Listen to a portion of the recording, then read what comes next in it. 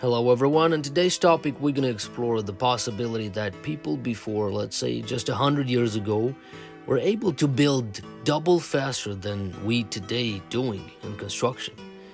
Let's see how this happened and if it's real or not.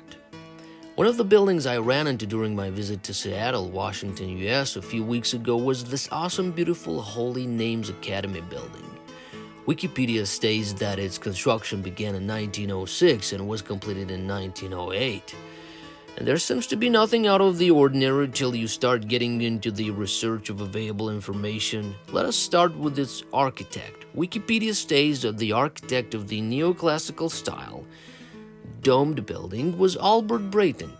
A little googling and we discovered this company named Breiting and Buschinger architecture firm. The firm operated between 1905 and 1907. Once Breiting and Buschinger became partners in 1905, the pair received numerous large commissions from the local Roman Catholic archdiocese. These included the House of the Good Shepherd, the Academy of the Holy Names, St. Joseph Church, St. Alphonsus School in Ballard. The firm also designed a building for the local German gymnastics club and a school building for Ellensburg's Lourdes Academy. One of their most impressive works for the Catholic Church, the Academy of the Holy Names of Jesus and Mary, is one that in Seattle's few examples of the Baroque Revival style. Apart from so much being accomplished in such a short time period, everything seems normal.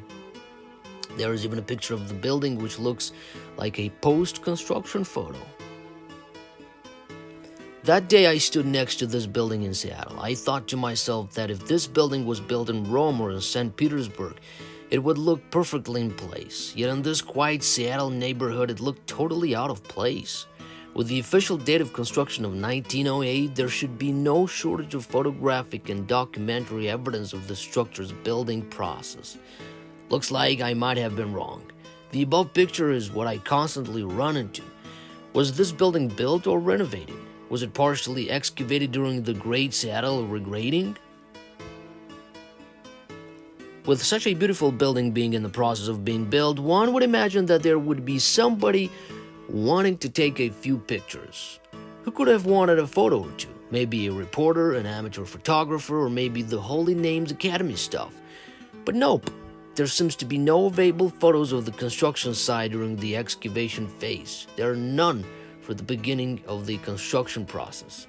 So far, I wasn't able to locate any information on the foreman of this project. If I was one, I would have liked to have this project on my resume. But I guess it was not important back then.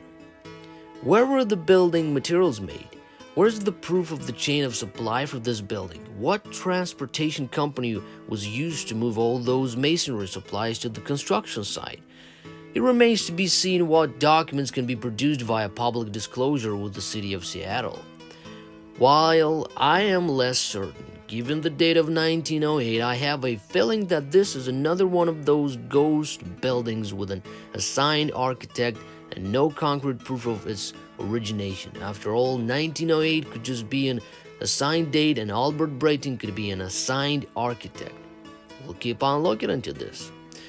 Drove by this Holy Names Academy today. Well, need some assistance here. First of all, how old would we think these trees are, especially the first one? Could it be that these trees are only 110 years old? Because if they are, then all of our forests are very young indeed. Now this is 1907, 1908 on the photos below.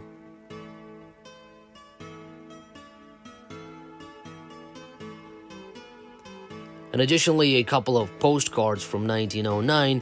Those trees are tiny. First of all, the requested symbol. It was too high up there to take a better picture with a phone, so we have what we have here now. Of course, we have evidence of the mud flood. We have a pretty good chunk of the building accessible through some under the ground level entrances. Obviously, one could say that we have a simple access to the basement area, but after so many examples of the same, we should know better.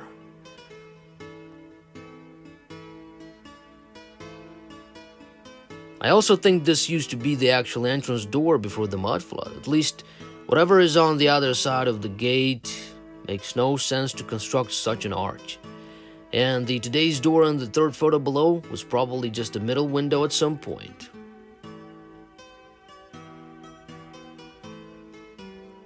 Some extra photos I took. That raised sprout in picture 4 looks somewhat out of place, I think. Just look on it. There we go. It shouldn't be in here. I will not have a conclusion today.